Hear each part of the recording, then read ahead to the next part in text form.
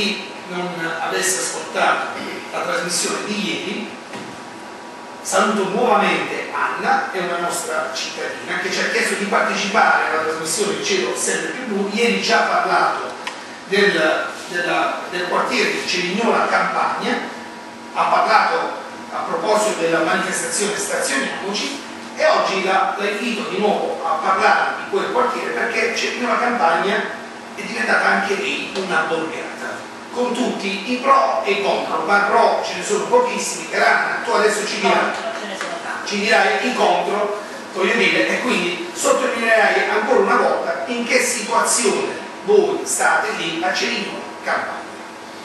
Allora, buongiorno. Le nostre situazioni sono che quando arrivano alla stazione, quindi vengono a citofonare ai nostri portoni per chiedere di andare in banco.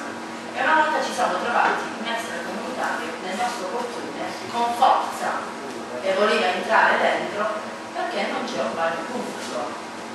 E adesso ci siamo muniti di cancelli chiusi, tra poco metteremo anche telecamere perché c'è questo problema. C'è un coprifuoco, diciamo. Voglio dire, già è tanto. Capita che scendo, lascio i bambini in casa, io non lo faccio più perché ho paura per questo. È un quartiere abbandonato, infatti, questo è il problema principale, perché quel quartiere è abbandonato dalle istituzioni, e purtroppo lì vivono anche dei bambini, i servizi. Capita che scendo di corsa a prendere qualcosa in paese e quindi mi devo trascinare i miei bambini.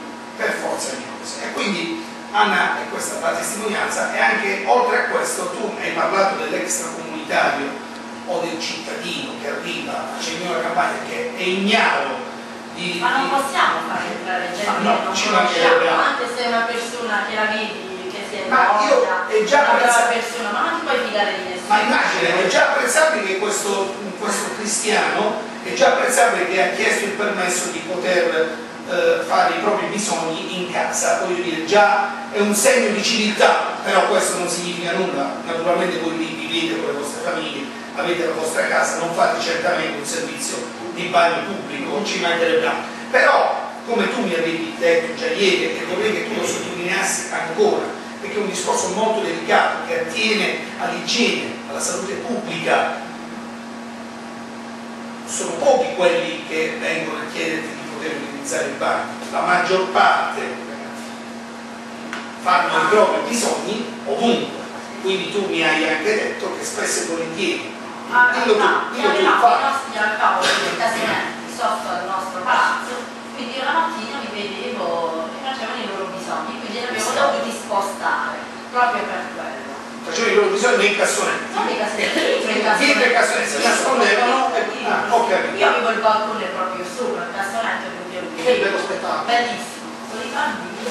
Immagino, quindi avete spostato soltanto la visione del problema, ma il problema resta tale quale, perché Cerignola Campagna, ripeto, è abbandonata e quindi lì stazionano quasi costantemente, perché stazionano costantemente dei gruppi di persone abbandonate, ahimè, ci dispiace, persone extracomunitarie che anche loro vivono questo disagio, certamente anche loro sono persone abbandonate, ma per loro ci sarebbe da provvedere in altro modo, ma principalmente bisogna garantire la minima vivibilità a cittadini di Cerignola che pagano regolarmente le tasse e che devono godere dei servizi per cui pagano le tasse. E a proposito di questo delicato aspetto, perché è importantissimo, perché ci siamo abituati, Caranna, a non pensarlo più. Diamo per scontato che la città debba rimanere sporca, diamo per scontato trovare un bidone stracolmo di immondizia,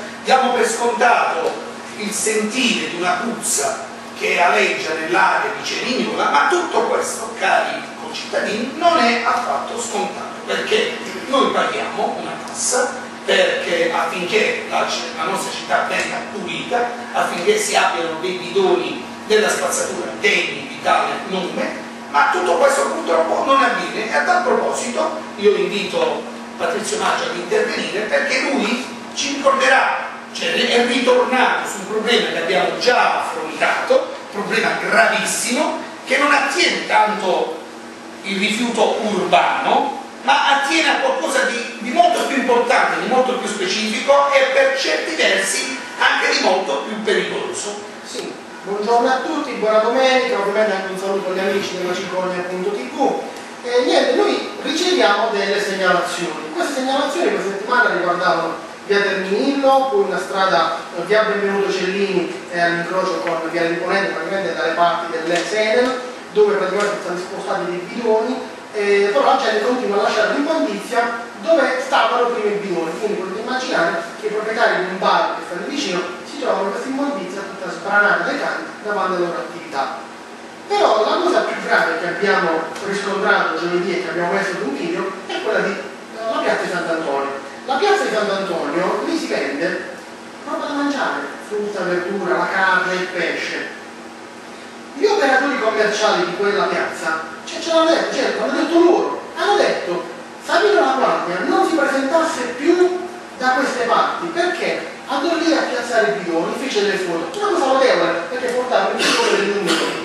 Però quei bidoni, Quali famosi della differenziata loro lo fanno e vanno anche a ritirare, cioè i bidoni comunque sia li svuotano. Però questi bidoni che contengono umido, questi bidoni che contengono frutta, verdura, cozze, pesce, tutta questa schifezza, vanno lavati, perché una volta che vengono svuotati è come se a casa nostra le nostre mamme, le nostre mogli non lavino il bidone dell'immondizia, cioè la pattumiera, cioè rimarrebbe tutto lo schifo lì. Ed è così che infatti, come infatti diceva Luigi, questi bidoni vanno lavati e la zona cospicente dei bidoni va disinfettata con quella polvere bianca che spesso vediamo in altri paesi. Quel disinfettante deve essere messo almeno in quel punto lì dove ci sono questi scarichi, perché ripetiamo, lì ci sono macellerie, pescherie, negozi di frutta e verdura che non possono stare a contatto con questo schifo.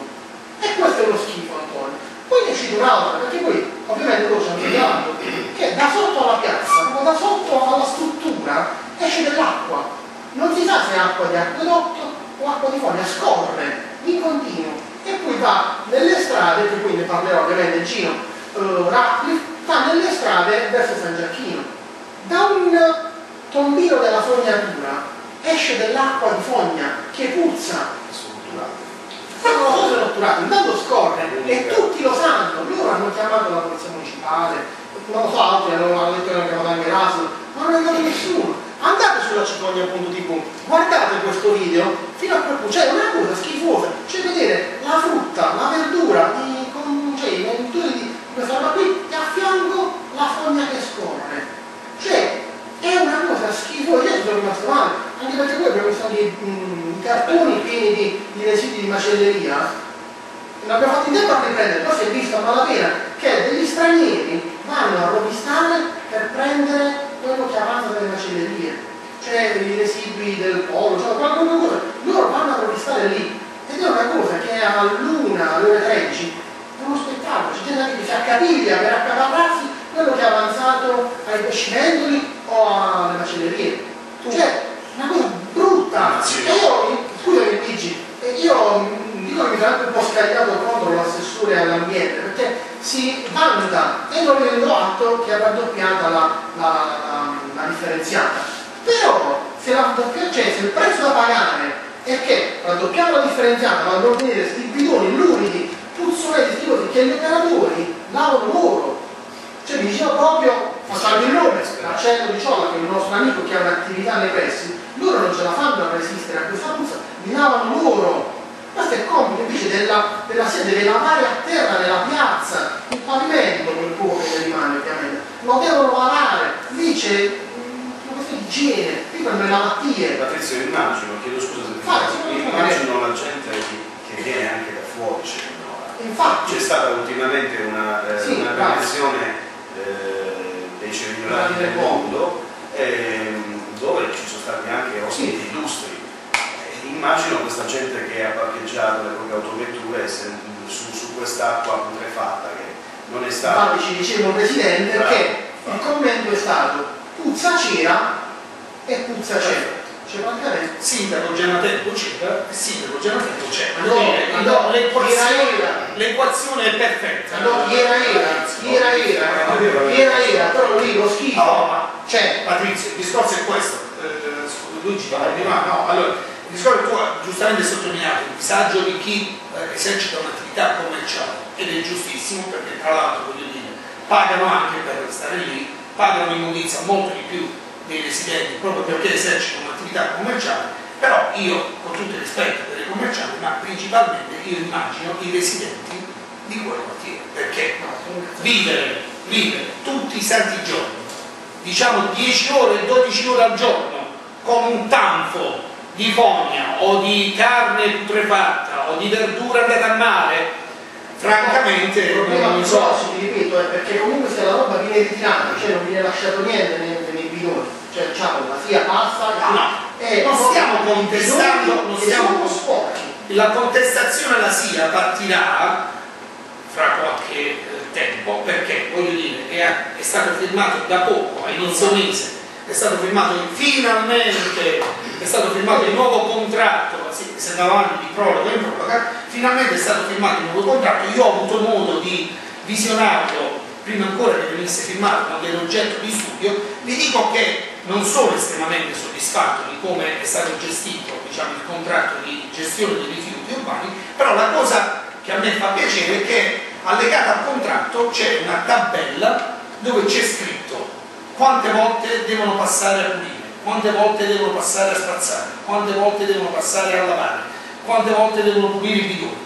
Questa tabella, quando verrà in nostro possesso, a breve verrà in nostro possesso, la prima cosa che faremo, caro Patrizio, nei nostri giri di quartiere faremo le fotocopie e doteremo tutti i cittadini di questa tabellina che se la mettono in casa vicino al calendario e la mattina se fanno un secondo la croce e bene, oggi chi mi verrà a trovare? Il camion che deve pulire la strada, si mette fuori e controllerà, perché è questa l'azione dell'onesto cittadino, del cittadino che paga le tasse, che deve godere di un beneficio.